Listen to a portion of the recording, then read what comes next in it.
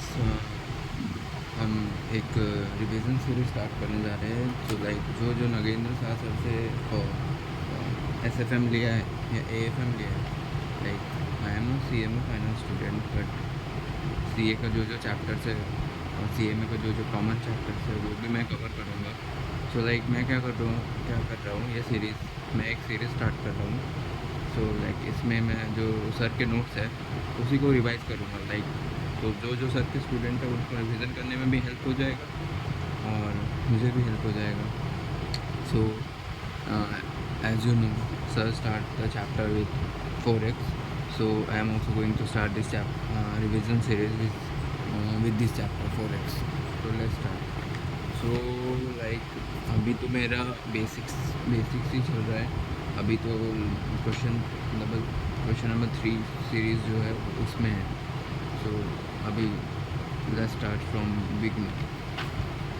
सो 4x में हमको क्या पढ़ना है कि अपना जो फॉरेन करेंसी का रिस्क है उसको कैसे कम करें। तो मेन मोटिव जो है 4x पढ़ने का ये है।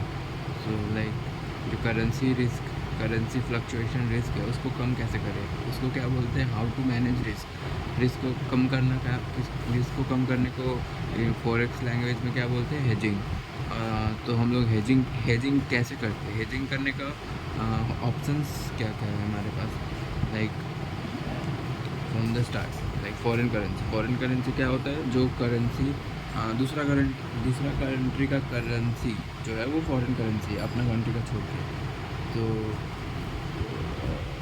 फिर सेकंड टॉपिक है how to manage risk. So risk कैसे मैनेज कर सकते हैं, हेज कैसे कर सकते हैं। Like forward contract, future contract, opinion contract, money market, legging and netting off. So like ये जो ऑप्शन कॉन्ट्रैक्ट है वो डेरिवेटिव चैप्टर्स का पार्ट है, तो अभी नहीं पढ़ेंगे। तो लाइक रेगुलेटर कौन कौन है फॉरेन करेंसी के इंडिया में। सो पहला जो है वो RBI एंड दूसरा जो है FEDAI। सो FEDAI का फुल फॉर्म होता है foreign exchange dealer association of India and RBI is reserve bank of India. तो लाइक अभी जो हम लोग पढ़ रहे हैं बेसिक्स है, ये वाला आपका बेसिक स्ट्रॉन्ग कर रहा है, ये एग्ज़ाम में आएगा क्वेश्चन बट मिल के है।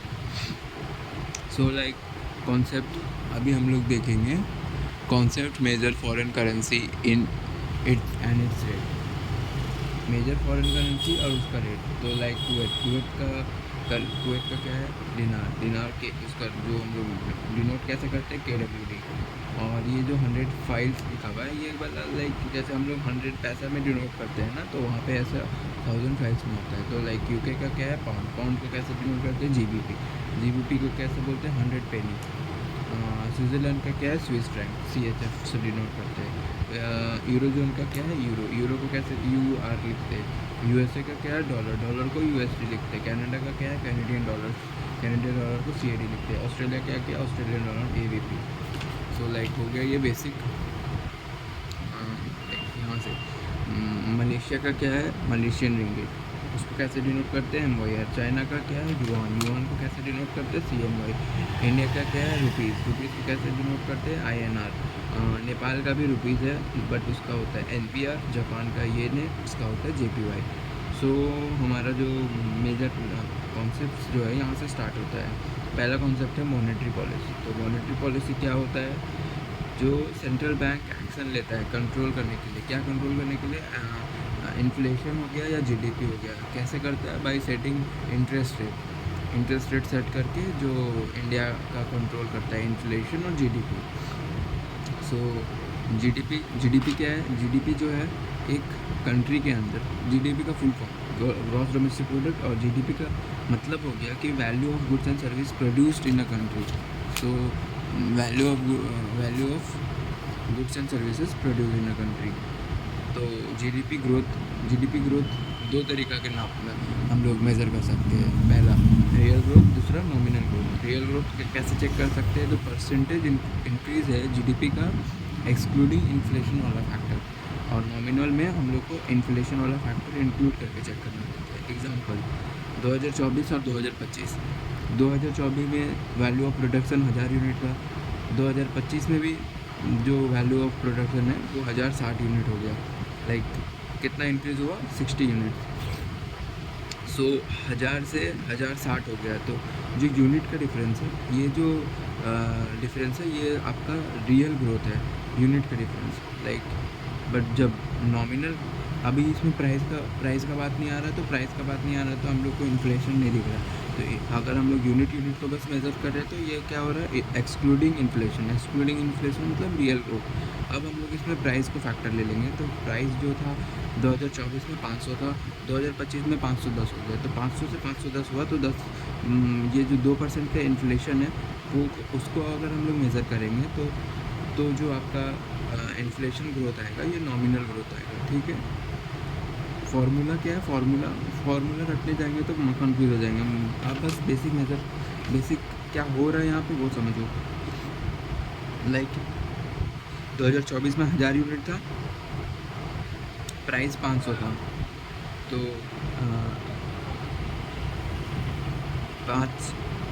इसका जो वैल्यू आ गया वो 5 लाख आ गया।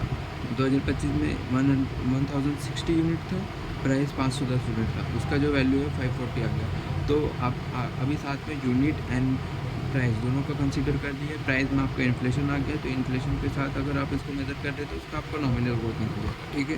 ठीक है, चलिए आगे बढ़ते हैं। हाँ, तो दूसरा टॉपिक है इन्फ्लेशन। इन्फ्लेशन क्या होता है जी? इन्फ्लेशन होता है कि change in price commodities and services. So जो भी आपका प्राइस कमोडिटीज़ एंड सर्विसेज का बढ़ा है या घटा है, बढ़ा है तो इन्फ्लेशन, घटा है तो डिफ्लेशन। तो लाइक कैसे प्राइस और मेज़र करते हैं, इन्फ्लेशन हम लोग मेज़र कैसे करते हैं? मेज़र करते हैं कंज्यूमर प्राइस इंडेक्स। सो अभी इन्फ्लेशन से हम लोग को क्या पढ़ना है? इन्फ्लेशन को हम लोग को क्या रहना चाहिए? कम इन्फ्लेशन जो है लो रहना चाहिए। इंटरेस्ट रेट जो है वो RBI सेट करता है। RBI sets repo rate and reverse repo rate. Okay, when repo rate increases, other interest rate like FD boring also increases and vice versa. तो लाइक जब रेपो रेट बढ़ता है तो बाकी रेट्स भी बढ़ जाता है। When repo rates increases, when interest rate increases, बस इनके जो इंटरेस्ट रेट है वो बढ़ जाता है। तो बढ़ जाने से क्या होता है, इंटरेस्ट रेट बढ़ गया तो मनी जो मार्केट में सर्कुलेट हो रहा है ना, वो कम हो जाएगा। समझ गए? तो लाइक ये रिविजन सीरीज़ है, इसलिए मैं जल्दी बोलने का कोशिश कर रहा हूँ कि जितना जल्दी हो सके हम आपको फॉरेक्स पार्ट बाय पार्ट करके रिवाइज कराएंगे। सो इसमें ज़्यादा टाइम देने का ज़रूरत नहीं है, तो आगे बढ़ते हैं। कॉन्सेप्ट आ गया सबसे मतलब लाइक अभी रियल फॉरेक्स स्टार्ट होने वाला है। सो पहला कॉन्सेप्ट है एक्सचेंज रेट। एक्सचेंज रेट क्या होता है? एक्सचेंज रेट जो है दो कंट्री का जो करेंसी है उसका रिश्ता बताता है। करेंसी जो अमाउंट है उसका रिश्ता बनाता है, रिलेशनशिप। सो लाइक जब भी हम लोग फॉरेक्स का करेंसी डिनोट करते हैं, उसमें हमेशा एक स्ट्रॉन्गर करेंसी होता है, एक वीकर करेंसी होता है। जो स्ट्रॉन्गर करेंसी होगा उसका क्वांटिटी लो होगा। लाइक जो भी करेंसी स्ट्रॉन्गर होगा उसका कम क्वांटिटी में ही वो वीकर करेंसी का ज़्यादा क्वांटिटी के बराबर होगा। आप एक सामान की तरह समझो, $1 जो सामान है वो 90 रुपये में मिलता है। तो जो $1 कितना है, एक, और रुपीज़ कितना है 90, मतलब 1 और 90। तो 90 का ज़्यादा क्वांटिटी है, तो 90 मतलब ज़्यादा क्वांटिटी हो गया, तो 90 इज़ वीकर करेंसी। और इधर $1 है, मतलब एक ही डॉलर है। $1 हम लोग 90 रुपये में खरीद रहे हैं, तो लाइक 90 वीकर करेंसी हो गया और डॉलर स्ट्रॉन्गर करेंसी हो गया। ठीक है, तो आगे बढ़ते हैं। तो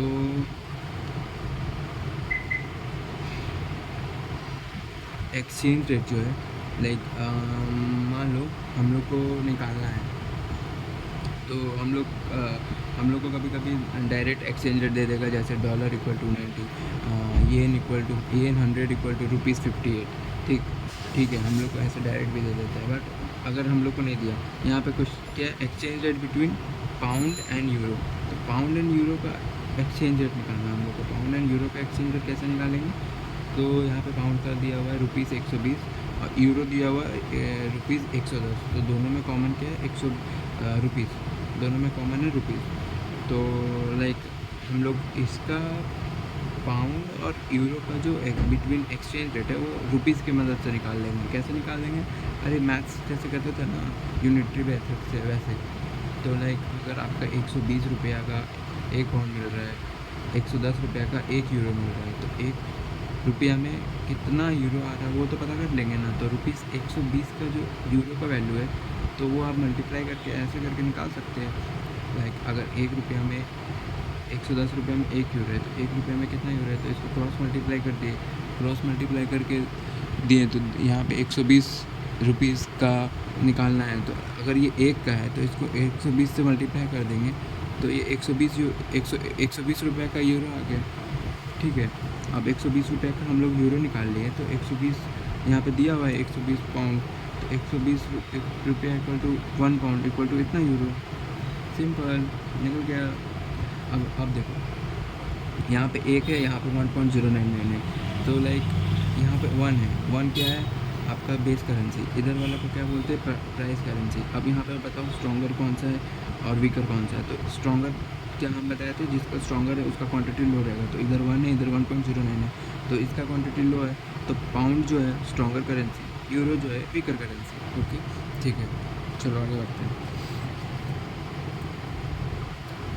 सो आप जब भी नोट्स खोलोगे तो आप ये सब एक बार स्टार्ट कर देंगे ना, तो आगे का जो क्वेश्चंस में जो छोटा छोटा पॉइंट्स रहता है वो उसमें आपको प्रॉब्लम नहीं होगा सॉल्व देखने में। तो ठीक है, तो चलो तो देखो शॉर्टकट है ये। क्या है कि MOR Malaysian ringgit equal to ये। तो यहाँ पे क्वेश्चन क्या दिया हुआ है, एक मलेशियन रिंगिट 25 रुपया है और एक येन जो है 0.58 है। तो इसमें से देखो तुमको इसमें से एक मलेशियन रिंगिट कितना येन है वो निकालना है।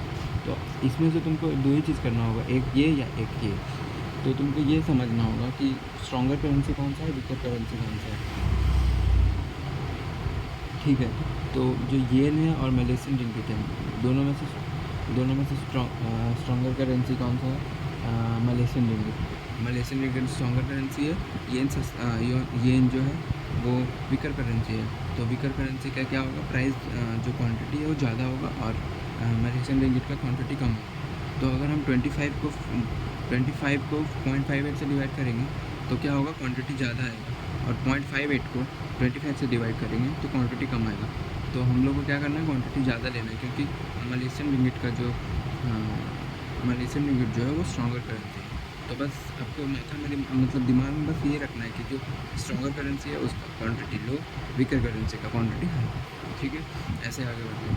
तो concept number 5, purchasing power. Purchasing power मतलब क्या होता है कि आपका खरीदने का क्षमता, सामान खरीदने का क्षमता। तो लाइक परचेजिंग पावर कैसे मेज़र होता है, मेज़र बाय इन्फ्लेशन। अगर हाई इन्फ्लेशन में अगर महंगाई ज़्यादा हो गया तो आदमी सामान कम खरीदेगा ना, तो मतलब लो परचेजिंग पावर। अगर इन्फ्लेशन कम हो गया तो लोग सामान ज़्यादा खरीदेंगे, तो हाई परचेजिंग पावर। तो परचेसिंग पावर से रिलेटेड है हाई करेंसी सर्कुलेशन। अगर तुम्हारे कंट्री में करेंसी का सर्कुलेशन बढ़ गया है, तो तुम्हारा कंट्री में ज़्यादा करेंसी प्रिंट कर रहा है, तो इसके मतलब क्या हो रहा है, करेंसी जो है वीक हो रहा है। और लो करेंसी सर्कुलेशन मतलब स्ट्रॉन्ग करेंसी। तो एक्सचेंज रेट जो है वो डिसाइड कैसे होता है, ठीक है। तो अब ये सोचो, ये तो बेसिक सा चीज़ है। मान लो इंडिया में कोई XYZ सामान है, इंडिया में जो XYZ सामान है उसका दाम है 450, और USA में कोई सेम सामान का दाम है $5। तो $5 जो सामान USA में मिल रहा है वो सामान इंडिया में 450 रुपये का मिल रहा है। तो वही वैसे ही हम लोग एक्सचेंज रेट मिल गया, लाइक $5 का सामान 450 रुपये में। सामान को हटा दिए, डॉलर को सामान बना दिए, प्राइस रह गया 450। समझ गए। ये आपका रिलेशनशिप हो गया। अब रिलेशनशिप से हम लोग को करेंसी का रेट निकालना है। मान लो $1 का रेट निकालना है, तो $1 का रेट कैसे निकलेगा, अरे दिमाग लगाओ, यूनिटरी मेथड करेंगे तो हमको $1 का रेट चाहिए, तो 450 डिवाइड बाई 5 करेंगे तो 90 रुपये आ जाएगा $1 का रुपये।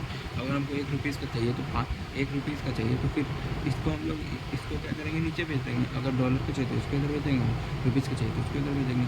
तो ₹1 का दाम हो गया 5/450। तो वैसे करके normally weaker currency is quoted in 100 units. क्यों 100 यूनिट्स में क्यों कोट करते हैं, क्योंकि अरे भाई जब 5/450 करेगा तो ज़्यादा डेसिमल में आ जाएगा ना, तो डेसिमल को कम करने के लिए ₹100 में डिनोट कर देते हैं कि अच्छा होगा, देखने में सुविधा होगा। रेट कोटेड यूएसए रेट जो है यूएसए में ₹1 में दिखाएगा, तो समझ रहे हैं ना कितना डेसिमल दिखाएगा। मान लो अभी ₹100 इक्वल टू $1.111 है। अब ₹1 को दिखाने में कितना 0.000 करके आना पड़ेगा, इसलिए 100 से मल्टीप्लाई कर दिए। साफ़ सुथरा दिख रहा है तो अच्छा लग रहा है ना, बस यही और कुछ नहीं। चलो दूसरा कॉन्सेप्ट आ गया। दूसरा कॉन्सेप्ट क्या है? Appreciation and depreciation of currency. ठीक है, तो आज हम टोटल 10 कॉन्सेप्ट कवर करेंगे, अगला वीडियो में 10 कॉन्सेप्ट। ठीक है, तो अभी देखो 7 नंबर पर कॉन्सेप्ट क्या है? Appreciation and depreciation of currency. तो करेंसी का एप्रिसिएशन और डेप्रिसिएशन। एप्रिसिएशन मतलब क्या हो गया? प्राइस जो है कोई भी करेंसी का बढ़ गया, उसका मतलब हो गया एप्रिसिएशन। एंड डेप्रिसिएशन का मतलब क्या हो गया? कोई भी कंट्री का प्राइस जो है कम हो गया। तो तुमको तो ये बता दिया था ना, ये बेस करेंसी होता है, ये प्राइस करेंसी होता है। तो $1 इज सामान। तो ₹1 का मान लो ये रसगुल्ला है, एक रसगुल्ला का दाम है ₹90। अब एक रसगुल्ला का दाम हो गया ₹100। तो रसगुल्ला का दाम बढ़ा, दाम बढ़ा है किसका? रसगुल्ला का। और तो डॉलर क्या हुआ? अप्रिसिएट हुआ। डॉलर क्या है? अपना रसगुल्ला है, रसगुल्ला हो गया अप्रिसिएट कितना? बाय ₹10। सो हेयर यहाँ पे अभी देखो, पहले ₹90 में एक रसगुल्ला मिलता था, अब ₹100 में एक रसगुल्ला मिलेगा। तो भाई अब तो ज़्यादा पैसा देना पड़ रहा है ना एक रसगुल्ला खरीदने के लिए। तो इसका मतलब क्या हो गया? तो अपना करेंसी जो ₹100 था उसका वैल्यू कम हो गया, डेप्रिसिएट हो गया। तो जब भी कोई एक करेंसी अप्रिसिएट होता है तो दूसरा करेंसी डेप्रिसिएट होता है। तो like dollar appreciated by 10, then here rupee currency depreciated. But देखो यहाँ पे क्या हम लोग अभी बताते हैं, like here rupee currency depreciate हो रहा है, but rupee currency depreciate, but quantify करना एज अ प्राइस कितना परसेंट रुपी डेप्रिसिएट हुआ है वो थोड़ा मुश्किल हो जाता है। We have to calculate first, इसीलिए हम लोग ऐसे ही नॉर्मल भाषा में बता देते हैं कि डॉलर अप्रिसिएटेड बाई ₹10। लेकिन डॉलर जो है वो तो अपना पैसा में बढ़ेगा ना, मान लो डॉलर है तो डॉलर में बढ़ेगा, बट हम लोग को ईजी हो बताने में, इसीलिए हम लोग ₹10 लिख देते हैं। अब देखो इधर पहले जो ₹100 था उसको $1.1 और ₹100 $1। Rupee depreciated by 0.111। Here currency appreciated, difficult to quantify as price of dollar is not available. First calculate price of dollar, then quantify. तो कैलकुलेट करना पड़ेगा प्राइस ऑफ डॉलर, तो उसको हम लोग क्वान्टिफाई कर सकते हैं। तो उसमें थोड़ा मुश्किल हो जाता है, इसीलिए हम लोग सीधा इसी का डिफरेंस जो होता है उसी से डेप्रिसिएशन और एप्रिसिएशन जनरल भाषा में बोल देते हैं। So second concept, reason behind appreciation and depreciation of currency. कोई भी कंट्री का जो रेट करेंसी होता है, करेंसी एक फॉरेन एक्सचेंज होता है, उसका एप्रिसिएशन एंड डेप्रिसिएशन का रीजंस क्या है? Demand and supply, inflation and economy and interest rate. Demand and supply जैसा रहेगा वैसा करेंसी का रेट ऊपर नीचे होगा। इन्फ्लेशन कंट्री का जैसा रहेगा वैसा भी कंट्री का रेट, कंट्री का जो प्राइस है वो ऊपर नीचे होगा। इकोनॉमी और इंटरेस्ट है, ये 4 फैक्टर है जिसके वजह से कोई भी ये जो 4 फैक्टर है 1 2 3 4, इसके वजह से भी कोई भी करेंसी का रेट ऊपर नीचे हो रहा है। चलो ठीक है, ये दोनों कॉन्सेप्ट एग्ज़ाम में नहीं पूछेगा, लाइक ये सब एक हिस्ट्री है, history of dollar and rupee exchange rate, ये सब है। तो ये तो एक पुराना कॉन्सेप्ट है कि ब्रिटेन जो हम बोले थे आपको क्वेश्चन नंबर 10 तक पढ़ाएंगे, लेकिन 10 में ये दोनों आगे। चलो हम क्वेश्चन नंबर कॉन्सेप्ट नंबर 11 को भी ले ही लेते हैं। Foreign exchange exposure. Foreign exchange exposure क्या होता है? जो रिलेटेड पार्टी है import export in foreign currency जैसे करता है, ठीक है। जो ट्रांजैक्शन एक्सपोजर, ट्रांसलेशन एक्सपोजर और ऑपरेटिंग एक्सपोजर, ये 3 चीज़ें, लेकिन हम लोग को मेनली पढ़ना क्या है? Transaction exposure. बाकी सब हम लोग को काम करेंगे वो अकाउंट्स का पार्ट हो जाएगा, इकोनॉमिक का पार्ट हो जाएगा। जो हम लोग को फॉरेन एक्सचेंज में पढ़ना है, SFM में पढ़ना है, वो ट्रांसपोर्टेशन एक्सपोजर है, ठीक है। ये कॉन्सेप्ट थोड़ा डिफ़िकल्ट है, इसीलिए आज का वीडियो हम 20 मिनट का ही रहने देते हैं। अगला वीडियो में कॉन्सेप्ट नंबर 12 से स्टार्ट करेंगे और बाकी जो है आगे देखते हैं। धन्यवाद, थैंक यू। अगर आपको मेरा वीडियो अच्छा लगे तो आप ज़रूर से ज़रूर लाइक करें, सब्सक्राइब करें और कमेंट करें कि हम ऐसा और वीडियो डालें या ना डालें। Thank you.